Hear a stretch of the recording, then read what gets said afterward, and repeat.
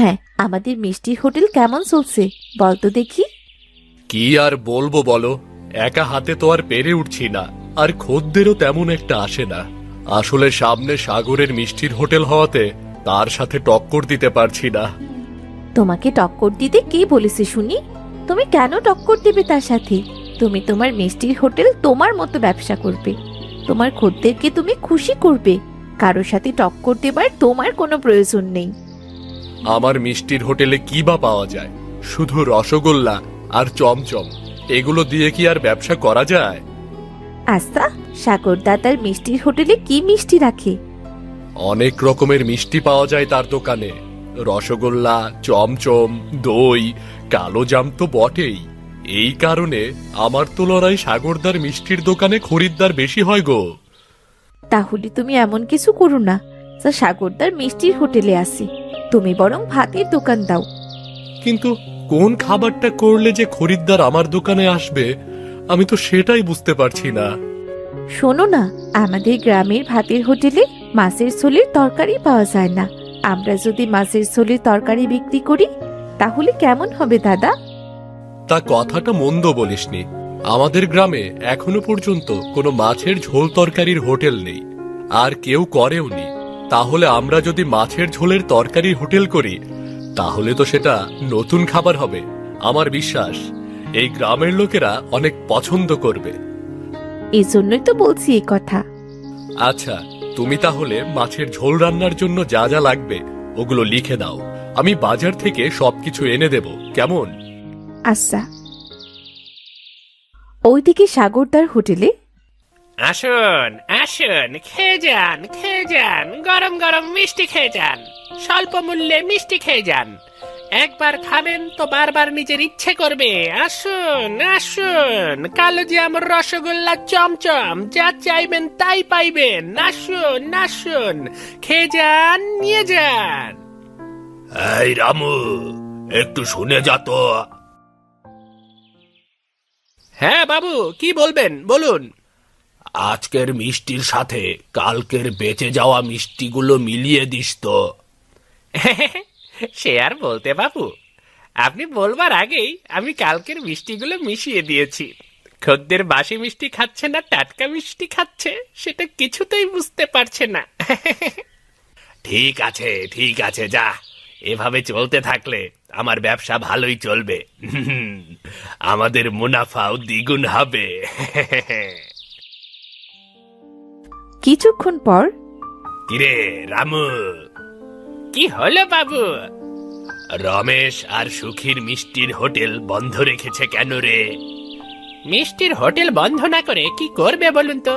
ওদের তো মুনাফাই হয় না ব্যবসার। ওদের মিষ্টির দোকানে খুব একটা খদ্দের যায় না। কি বলছিস রে? সত্যি নাকি? হ্যাঁ বাবু। যাক, তাহলে ভালোই হয়েছে। এই গ্রামের এখন একটাই মিষ্টির দোকান, আর সেটা হলো আমাদের। সমস্ত খদ্দের আমার কাছেই আসবে এখন থেকে। আমি আরো বেশি বেশি মিষ্টি বিক্রি করতে পারবো। হ্যাঁ বাবু, ঠিকই বলেছেন। আর যদি সেই মিষ্টি বেঁচে যায় তাহলে সেগুলো পরের দিন আবার বিক্রি করা যাবে। খদ্দেররা মিষ্টি না খেয়ে যেতেও পারবে না, কারণ তাদের কাছে দ্বিতীয় কোনো বিকল্প নেই। হ্যাঁ বাবু, আপনি যা বলেছেন। এবার আমি যাই বাবু, খদ্দেরের কিছু লাগবে কিনা দেখে আসি। ঠিক আছে, তুই এখন যা, কেমন? ওদিকে জমিদারের কাছে সোহাগ বলতে লাগলো, তা বাবু, জমিদার বাবু, কালকে রাতের বৃষ্টিতে আমার কিছু হোটেলের সুস্বাদু খাবার খেতে ইচ্ছে করছে। ও আচ্ছা, তা বলে ফেল দেখি কি ইচ্ছা করছে। আমিও একটু শুনি। প্রায় প্রতিদিন একই তরকারি খেয়ে বিরক্ত লাগছে, এজন্য একটু ভিন্ন তরকারি খেতে ইচ্ছে করছে। তাহলে তো ভাতের হোটেলে যেয়ে দেখতে পারিস, ভিন্ন রকমের কি কি তরকারি পাস। ওগুলো না হয় খেয়ে আসতে পারিস। না বাবু, মানে আমি আপনাকে ছাড়া কিভাবে যাই বলুন? একা যাওয়ার কোনো মানেই হয় না বাবু। হ্যাঁ, তা তো বটেই। আর তরকারির টাকাটা তো আমাকেই দিতে হয়। তোমার সাথে তো যেতে ভালো লাগবেই, তাই না? বাবু মানে ওই আর কি। ঠিক আছে ঠিক আছে, বুঝেছি। তোর যখন এত ইচ্ছা করছে, চল তাহলে একদিন। আজ না হলে কালকে আমরা সাগরের ভাতের হোটেলে গিয়ে খেয়ে আসবো, কেমন? বলি কেন, ভাতের হোটেলে গিয়ে ভাত খাবে কেন? বাড়িতেই তো ভাত হয়, ওগুলো খেয়েই দেখো না। আমার হাতের রান্না কি এতই খারাপ? আরে শুনবো তো গিন্নি, কি হয়েছে? এই সোহাগের নাকি হোটেলে খেতে ইচ্ছে করছে, আর তুমি আমাকে শুধু শুধু ভুল বুঝছো। ও আচ্ছা, তাই বলো। তা সোহাগ, তুমি কি শুধু একাই যাবে, না আমাকেও নিয়ে যাবে? হ্যাঁ, আহা গিন্নিমা, আমি বাবুকে বলেছি আপনাকে নিয়ে যেতে, কিন্তু বাবু বলল আপনাকে নেবে না। আপনি নাকি এটা সেটা এগুলো হাবিজাবি বায়না করেন।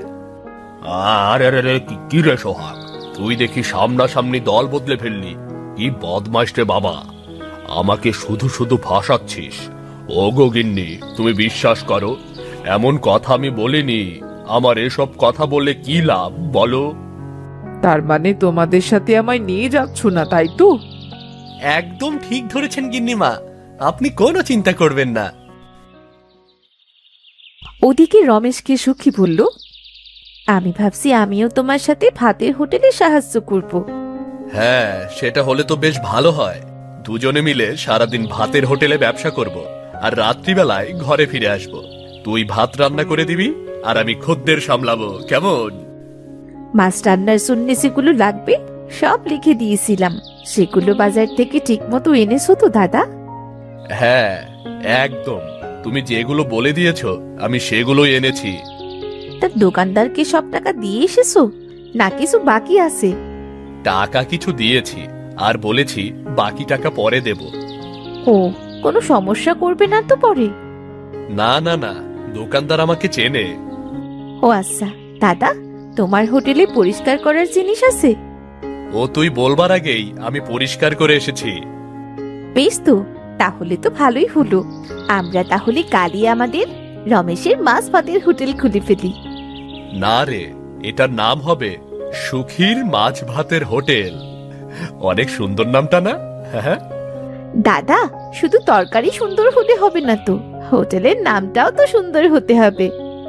আমি ভাবছি তোকে একদিন আমি সহকারী করে নেই। ছোট বোনের কথা শুনলে এতদিনে অনেক উন্নতি করতে পারতে, অথচ এতদিন তুমি আমার কথাই তো শোনোনি। হ্যাঁ রে, এটা খুব বড় ভুল হয়েছে। এবার সমস্ত ভুল আমি শুধরে নেব।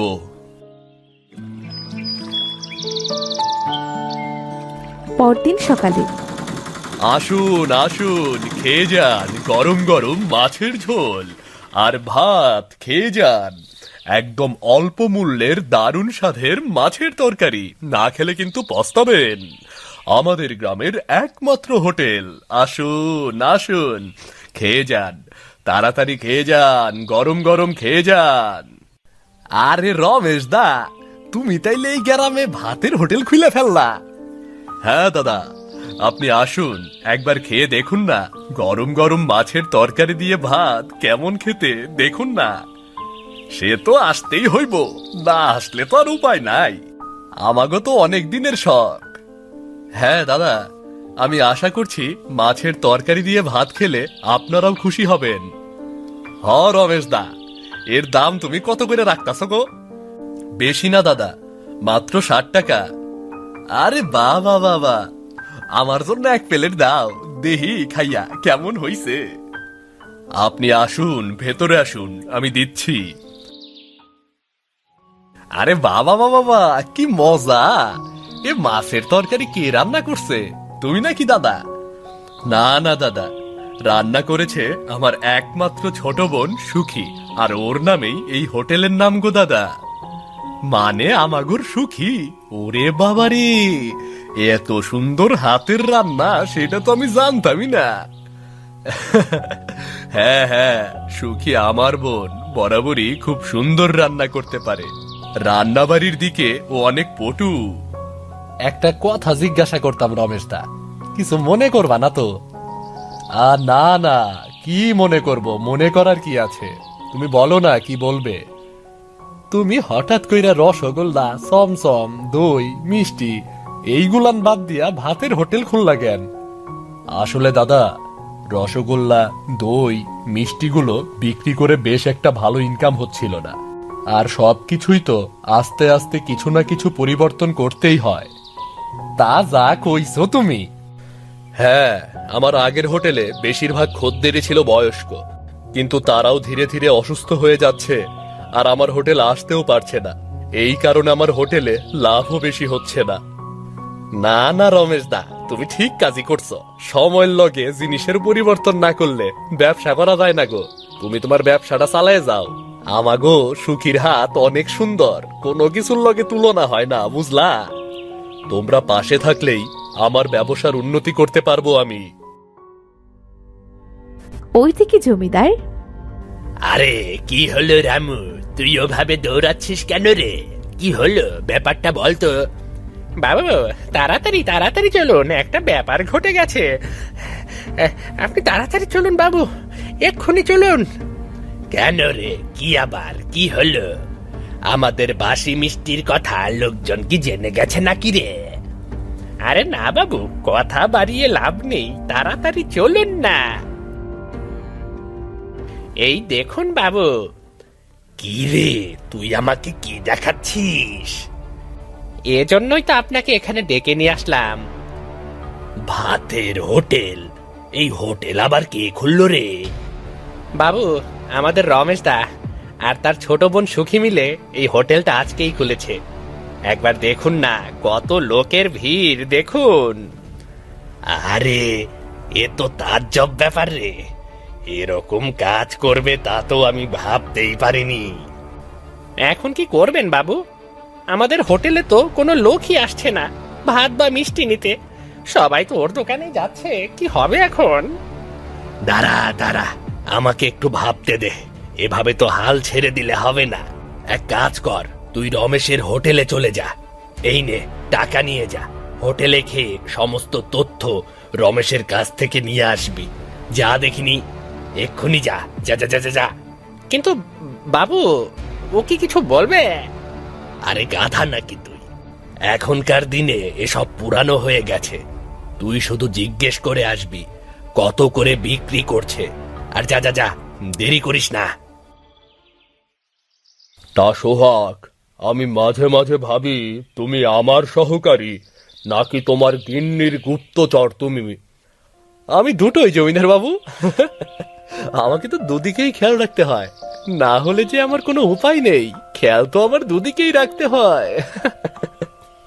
তুই কাকে বেশি প্রাধান্য দিস, আমাকে না তোর গিন্নিমাকে? দুজনকেই। আমি যেমন গিন্নিমাকে আপনার সম্বন্ধে খবর দেই, তেমনি আপনার জন্য খুব সুন্দর একটা খবর নিয়ে এসেছি। শুনবেন নাকি? তা কি খবর শুনি?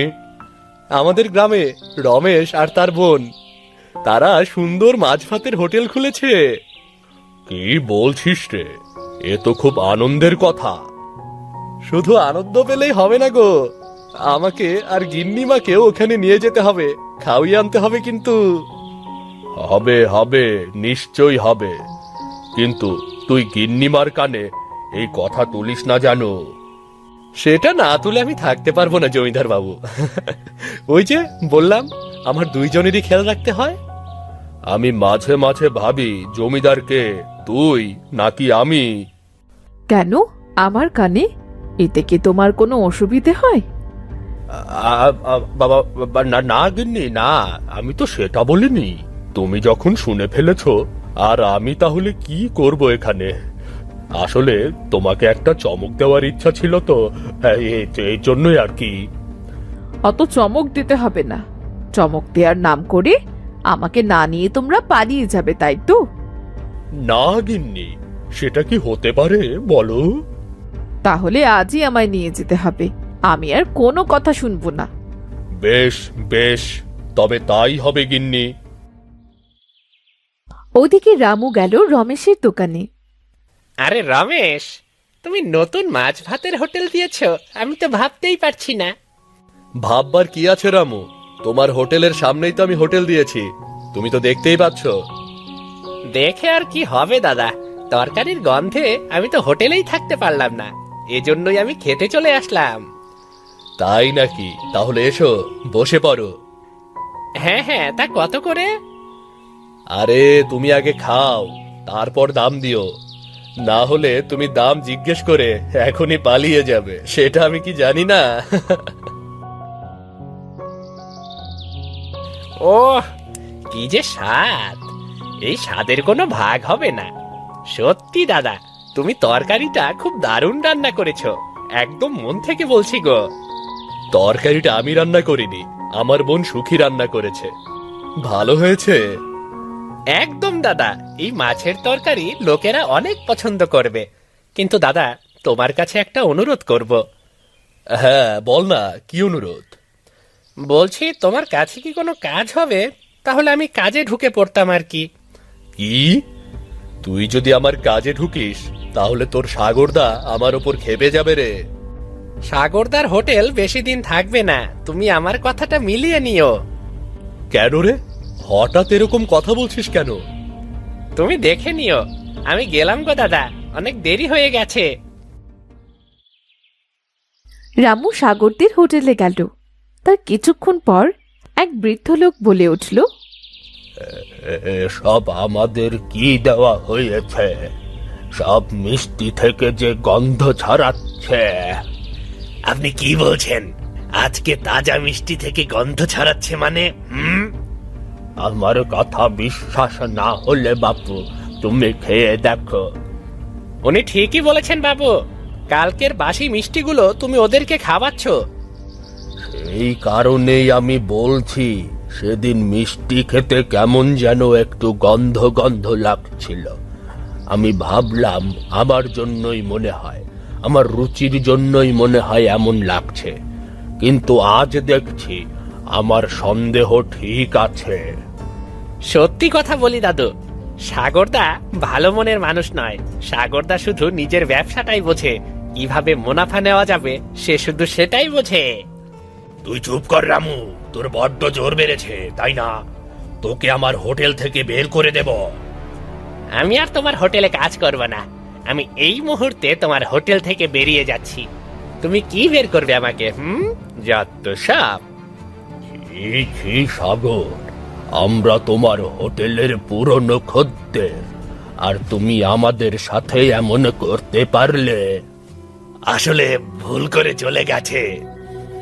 ভুল করে আসেনি, তুমি ইচ্ছা করেই করেছ। আমি তোমার হোটেলে আজকের পর থেকে আর আসবো না। আপনি যাবেন না, দয়া করে দয়া করে আপনি যাবেন না, তাহলে তো আমার ব্যবসাটা বন্ধ হয়ে যাবে। যাবেন না আপনি।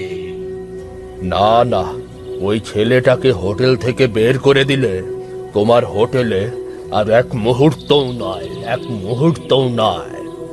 বৃদ্ধ লোকটি চলে গেল। এবার বিকেলের দিকে জমিদার বাবুরা রমেশের হোটেলে এলো। আরে কি সৌভাগ্য আমার, জমিদার বাবু আর গিন্নিমা আমার হোটেলে এসেছে। আহা, কি সৌভাগ্য আমার। হ্যাঁ গো রমেশ, আমাদের এই সোহাগ জেদ করলো তুমি নাকি নতুন ভাতের হোটেল খুলেছ, মাছ ভাতের হোটেল। সেখানে আমরা দুপুরে খাবো, এ কারণে এলাম রমেশ। আর ভাত হবে তো? হ্যাঁ হ্যাঁ, অবশ্যই হবে। আমি অনেক খুশি হয়েছি আপনারা এসেছেন। আপনারা এসে ভেতরে বসুন না। আরে বাহ বাহ, মাছের তরকারি সেই স্বাদ। এত সুন্দর স্বাদ আমি আগে কখনো খাইনি। তা যা বলেছেন জমিদার বাবু, সত্যি অনেক সুন্দর। তাই এত সুন্দর খাবার কে রান্না করেছে? আমার সুখী গো, আমার সুখী, আমার বোনে রান্না করেছে। আপনাদের সকলের পছন্দ হয়েছে শুনে অনেক খুশি হয়েছি। না রমেশ, আমার একটু সন্দেহ ছিল যে গ্রামে মাছ ভাতের হোটেল তা আবার কেমন হবে, কিন্তু এখন দেখছি আজ যদি আমি না আসতাম তাহলে খুব বড় ভুল করতাম। তাহলে আপনাদের আরেকটু দেই? না না না, গেলাম তাহলে আজকে আমরা। বেচা কেনা কেমন হলো দাদা?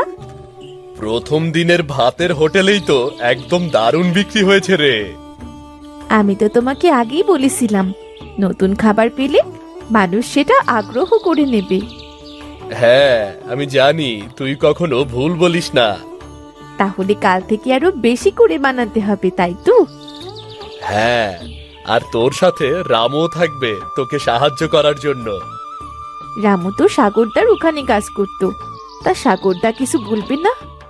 রামু যদি আমাদের এখানে কাজ করে তাহলে ও কি বলবে? হ্যাঁ, তা ঠিকই বলেছিস। ঠিক আছে, সমস্যা নেই, ভালোই হয়েছে। এরপর থেকে রমেশ আর সুখী তাদের মাছ ভাতের হোটেল অনেক ভালোভাবেই চালাতে থাকে, আর কদিনের মধ্যেই গ্রামে তার অনেক নাম ছড়িয়ে পড়ে, আর তাদের সব অভাব অনটন দূর হয়ে যায়।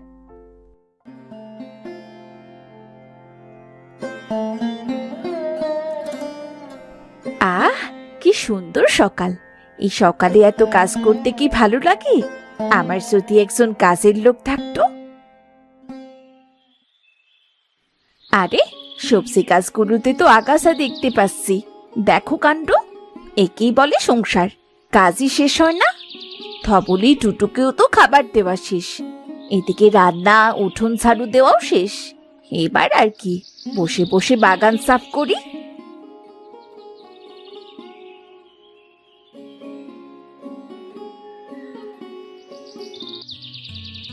কি গো সালেহা, কি করছো?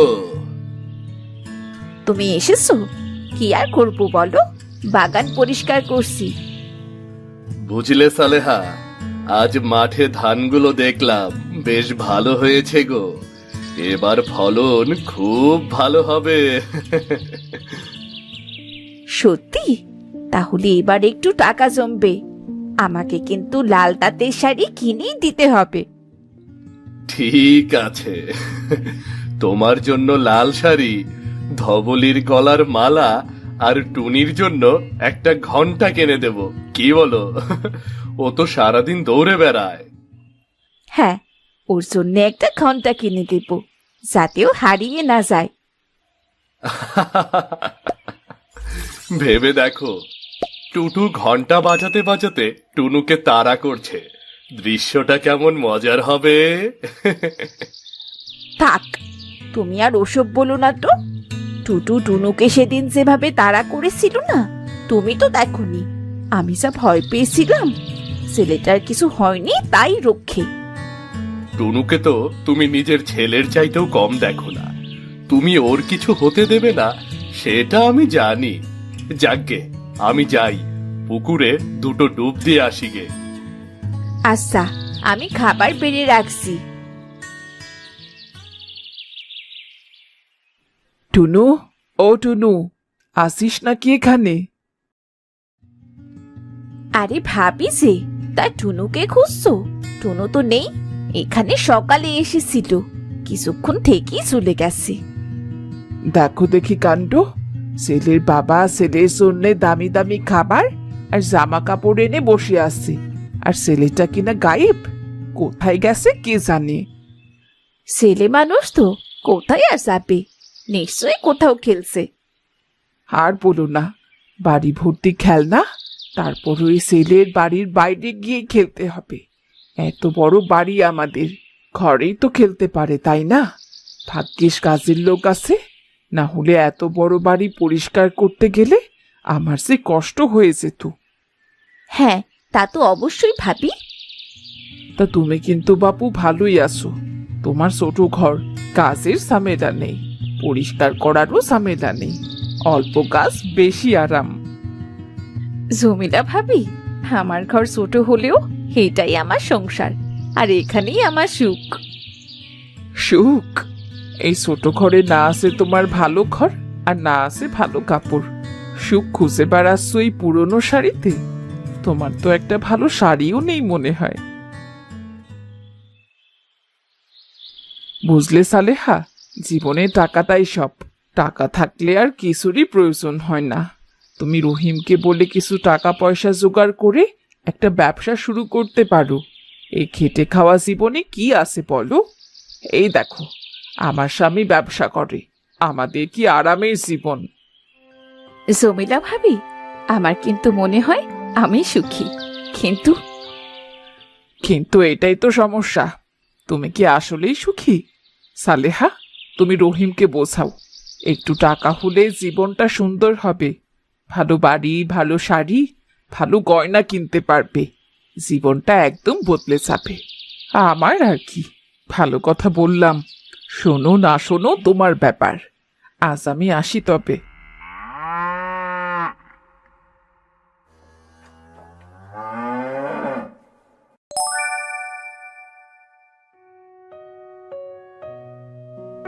শুনছো, জমিলা ভাবি কিন্তু ঠিক কথাই বলে।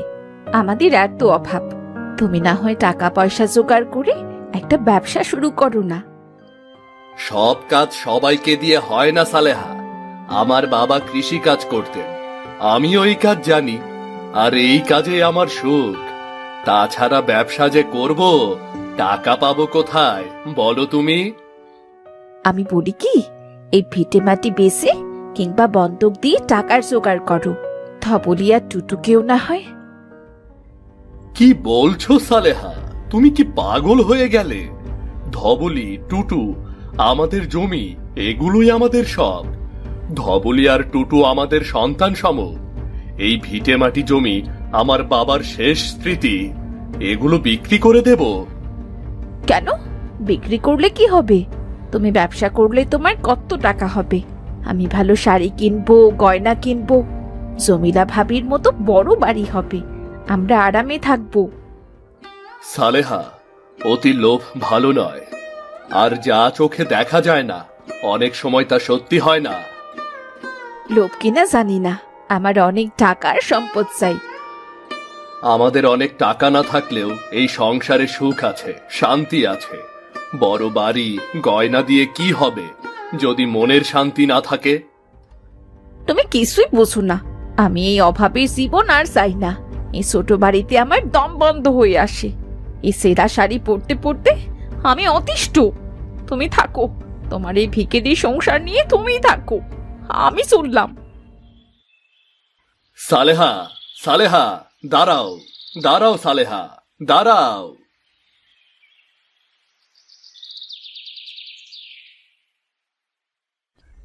ভালো হয়েছে, মানুষটাই জায়গা চেনে না, আমাকে সহজে খুঁজে পাবে না।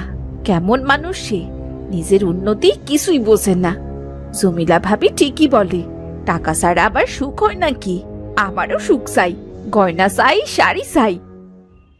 এটা নিশ্চয়ই কোনো সাধু বাবার ধ্যানের জায়গা, কেমন নোংরা হয়ে আছে।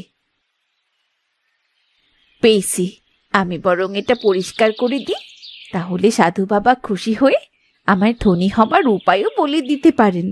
যাই, গিয়ে কাজ শুরু করি।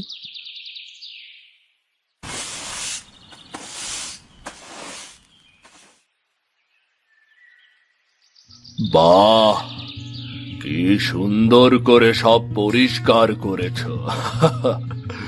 দেখেই মনটা প্রশান্তিতে ভরে যায়। কে তুমি? আমি এক নগণ্য গরিব গৃহবধূ, সালেহা আমার নাম। তুমি আমার আসন পরিষ্কার করেছ, তোমার জন্য অবশ্যই পুরস্কার আছে। আপনার অনেক দয়া বাবা। মা, বলো তুমি কি চাও? বাবা, আমি সুখ চাই। অবশ্যই, আমার কাছে একটা বাক্স আছে। এই যে, এই বাক্সেই তুমি পাবে সুখ, শান্তি আর সুস্থতা। সুখ, শান্তি, সুস্থতা? কিন্তু বাবা, আমার সংসারে অভাব। আমি চাই গয়না, শাড়ি, বড় বাড়ি, অনেক টাকা। সুখ, শান্তি, সুস্থতার তো আমার কোনো দরকার নেই। তুমি ঠিক মতো ভেবে চিনতে বুঝে বলছো তো? হ্যাঁ বাবা, টাকা থাকলেও সব শান্তি, সুখ, সুস্থতা অনেক আসবে। আমার প্রচুর টাকা, সম্পদ আর গয়না পাওয়ার উপায় বলে দিন বাবা। বেশ, আমার কাছে আরেকটা বাক্স আছে। এই বাক্সটিতে ধন, দৌলত, সম্পদ, গয়না পাবে, তোমার যখন প্রয়োজন হবে। হ্যাঁ হ্যাঁ সাধু বাবা, আমি তো এটাই চাই।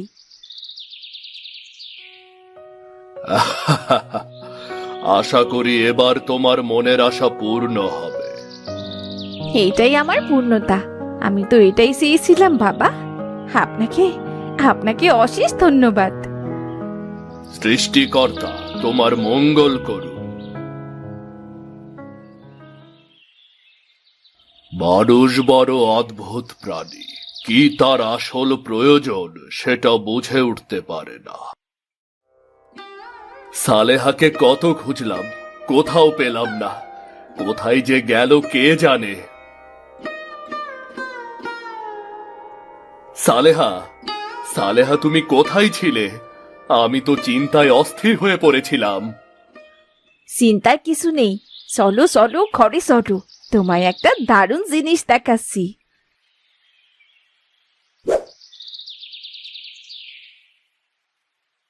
দৌলতের বাক্স, আমায় অনেক শাড়ি আর গয়না দাও।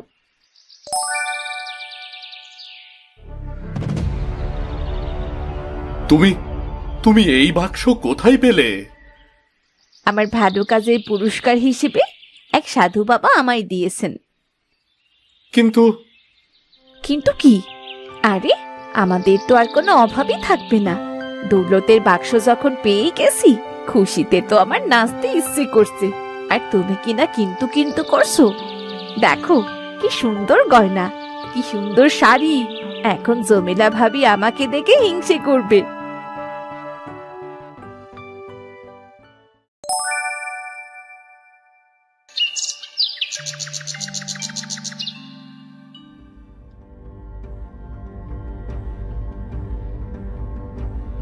এ কি, ধবলি টুটু কোথায় গেল? সালেহা, এই সালেহা।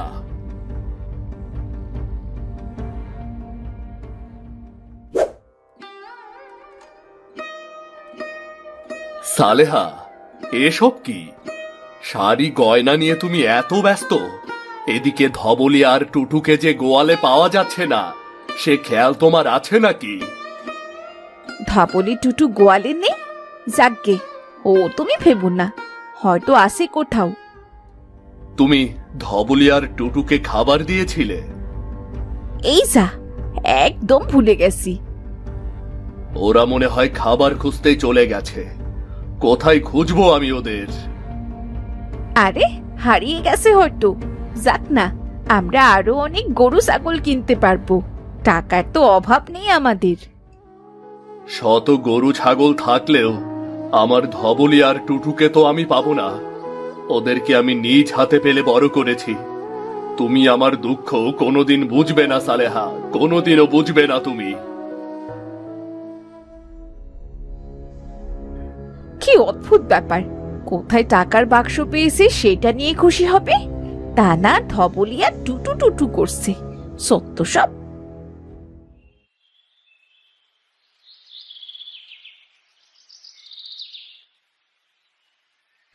রহিম, ও রহিম।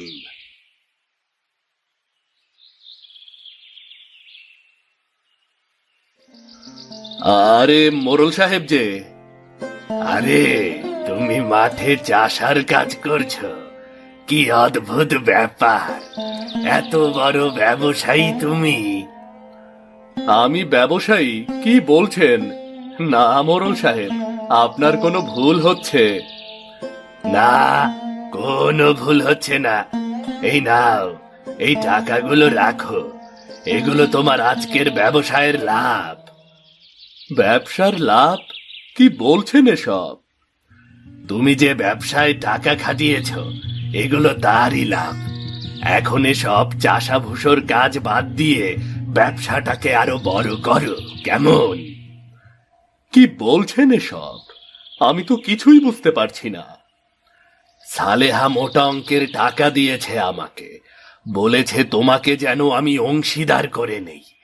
টাকাগুলো আমার ব্যবসায় খাটাতে বলেছে, আমি তাই করেছি।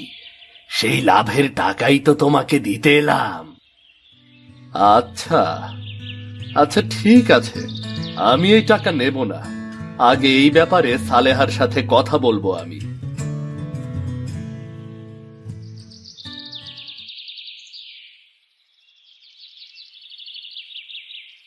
আরে রাস্তা ভুলে দেখি ভুল বাড়িতে চলে এসেছি। না, সালেহার কাণ্ড দেখে আমার মাথা ঠিক মতো কাজই করছে না। তুমি এসেছো? এসো এসো, ভেতরে এসো। এ কি সালেহা, তোমার এ কি সাজ পোশাক? আর এটা এটা কার বাড়ি?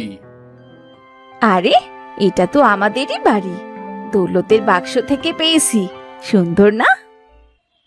আমার বাবার শেষ স্মৃতি, তার বানানো বাড়ি, সেটা কোথায় সালেহা? আরে কি এক ভাঙা বাড়ি চিন্তা করছো?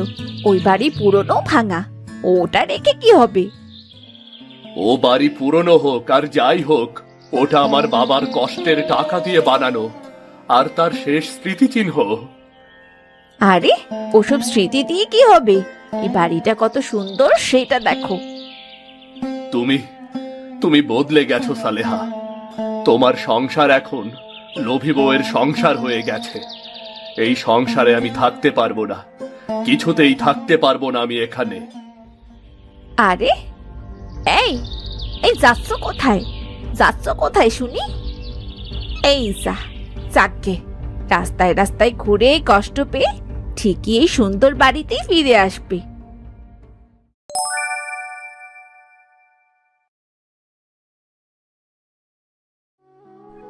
না, একা একা খেতে কিচ্ছু ভাল লাগছে না। এত শাড়ি, এত গয়না, এত বড় বাড়ি, তবু কেমন যেন মনটা ভালো লাগছে না। মানুষটা তো রাগ করে বেরিয়ে গেল, আর এলো না। ধপলি টুটুর সাথেও আগে বেশ ভালো সময় কাটতো। টুনুটাও তো কতদিন আসে না। বুঝেছি, হয়তো আমার আরো শাড়ি গয়না পেলে মন ভালো লাগবে। এই পোলা, এই এই কেরা তুই? কি চাস? এই পোলা, আমি সালেহা চাচির কাছে এসেছি। দুটো নাড়ু নিয়েই চলে যাব, আমাকে ভেতরে যেতে দাও। নাড়ু? গল্প বানানোর আর জায়গা পাস না? এই বাড়িতে সব দামি দামি খাবার হয়, ওই সব গরিব লোকের নাড়ু এ বাড়িতে হয় না। যা যা যা যা যা, চইলা যা এখান থেকে, যা কইতাছি। একবার শুধু সালেহা চাচির সাথে দেখা করতে দাও। কত বড় সাহস তোর, আবার বেগম সাহেবার সাথে দেখা করতে চাস? যা যা যা, চইলা যা এখান থেকে কইতাছি, চইলা যা।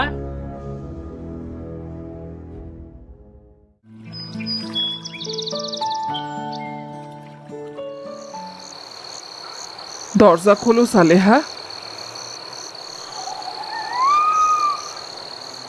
আরে জমিলা ভাবি, তুমি? এসো এসো। তোমার বাড়ির দারোয়ান তো আমাকে ঢুকতেই দিচ্ছিল না, অনেক মিনতি করে তবেই ঢুকতে পেরেছি। শোনো সালেহা, আমার কথা শোনো। কথা পরে শুনবো, আগে আমার গয়না আর শাড়ি এসব তো দেখো। এসো এসো, বসো এখানটায়। সালেহা, তোমার ধন দৌলত দেখতে আসিনি, আমার কথা তো শোনো। টুনু খুবই অসুস্থ। সে কি? কি হয়েছে টুনুর? ও তোমার বাড়িতে নাড়ু খেতে এসেছিল, দারোয়ান ওকে মেরে তাড়িয়ে দিয়েছে। কি বলছো কি তুমি? তারপর থেকে ছেলেটা প্রচন্ড জ্বরে কাঁপছে, আবোল তাবোল বকছে। আমার এখন তোমার সাহায্যের প্রয়োজন, তুমি দয়া করে চলো আমার সাথে। চলো চলো, জলদি চলো।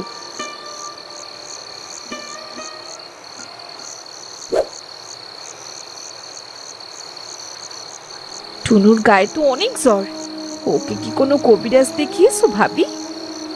কি করে দেখাবো বলো? আমার কাছে তো কোনো টাকাই নেই, আর এই জন্যেই তো সাহায্যের জন্যে আমি তোমার কাছে ছুটে গিয়েছি। সে কি? তোমার স্বামী না কত বড় ব্যবসায়ী, আর তুমি বলছো কিনা তোমার কাছে টাকা নেই? সবই ছিল লোক দেখানো। আমার স্বামী আমাকে আর টুনুকে ছেড়ে চলে গেছে। আমি নাকি অনেক লোভী, সে আমার শাড়ি গয়নার লোভের যন্ত্রণায় অতিষ্ঠ, এ কারণে সে আরেকটি বিয়ে করেছে। আমার যে গয়না ছিল সেগুলো বিক্রি করেই এতদিন চলেছি, এখন আর কিছু বাকি নেই। তুমি তুমি তাহলে আমার বাড়ি এসেছে টাকা পয়সার গল্প করতে? তোমার সুখী সাজানো সংসার দেখে আমার হিংসে হতো, তাই তোমাকে ছোট করার জন্যই ওসব বলতাম। আসলে কিছু শূন্যতা টাকা পয়সা দিয়ে কখনো পূরণ করা যায় না। জবিলা ভাবি, তুমি কোনো চিন্তা করো না। আমি 10 গ্রামের সবচাইতে বড় কবিরাজকে টুনুর জন্য নিয়ে আসবো।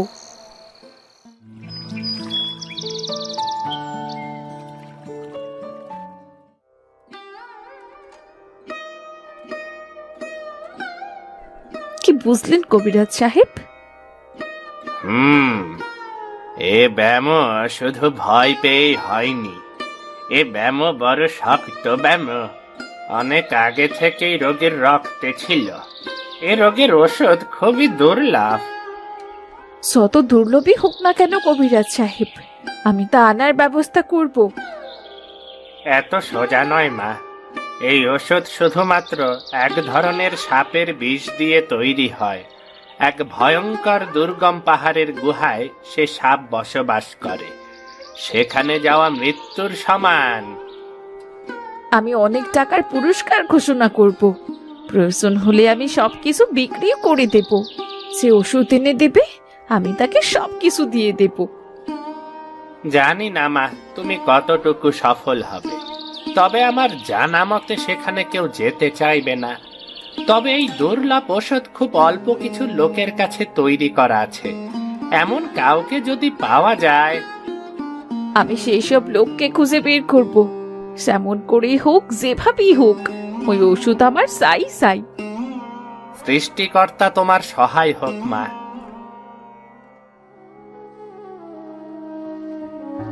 আমরা এখন কি করব সালেহা? আমার ছেলেটা কি বাঁচবে না?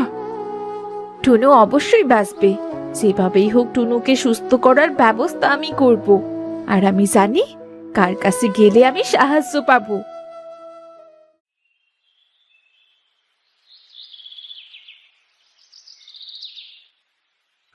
কি ব্যাপার মা, এখনো তোমার মনে এত দুঃখ কেন? বাবা, আমি ভুল করেছি বাবা। এই ধন দৌলত এগুলো আমি চাই না। এই ধন দৌলতের বাক্সের আমার কোনো প্রয়োজন নেই বাবা। আপনি আপনি আমাকে সুখ, শান্তি আর সুস্থতার বাক্সটাই দিন। সেটা তোমার দেয়া যাবে না। তুমি তোমার রাস্তা তখনই বেছে নিয়েছ। বাবা, বাবা, আমার খুব বিপদ। আমার আদরের টুনু, সে অসুস্থ। তাকে যেভাবেই হোক সুস্থ করে তুলতে হবে। আমার সুস্থতার বাক্সটার খুব প্রয়োজন। আমি আমার সব ধন সম্পদ বিলিয়ে দেবার কথা ভুলেও কাউকে দিয়ে ওই ওষুধ আনাতে পারিনি। এই ধন দৌলতের কি দাম, যদি তা প্রিয় মানুষকে ভালোই না রাখতে পারে? তা তো ঠিকই বলেছ মা। আমার আমার আর কিছু চাই না বাবা। আমি আমার স্বামী, আমার ধবলি, আমার টুনু, আমার পুরনো সংসার ফিরিয়ে পেতে চাই। আমার টুনুকে সুস্থ করতে চাই। আমাকে সেই ওষুধ জোগাড় করতে সাহায্য করুন। আমাকে সাহায্য করুন বাবা, দয়া করুন, দয়া করে সাহায্য করুন।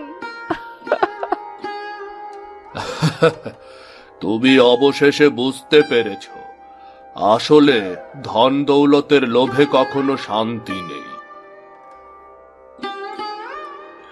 এই নাও, এটা টুনুর ঔষধ। আপনাকে আপনাকে অশেষ ধন্যবাদ বাবা।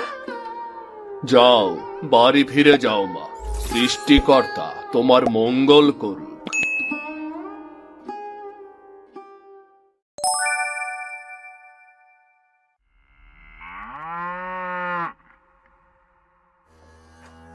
এই যে নাও, পিঠা নাও। কি তাড়াহুড়ো করে মুড়ি চিবাচ্ছ? আরে, পিঠা পরে খাওয়া যাবে। মুড়িগুলো খেয়ে আমি ধবলি আর টুটুকে একটু খাবার দিয়ে আসি। ধবলি আর টুটুকে আমি খাবার দিয়েছি, তুমি আরাম করে খাও তো। আমি দেখি টুনুর নাড়ুগুলো ঠিকঠাক আছে কিনা। এসেই তো নাড়ু নাড়ু করবে। সত্যি সালেহা, তোমার মতো বউয়ের জন্যই এই সংসারে শান্তি বজায় আছে। এই সংসার এখন লক্ষ্মী বউয়ের সংসার হয়েছে গো।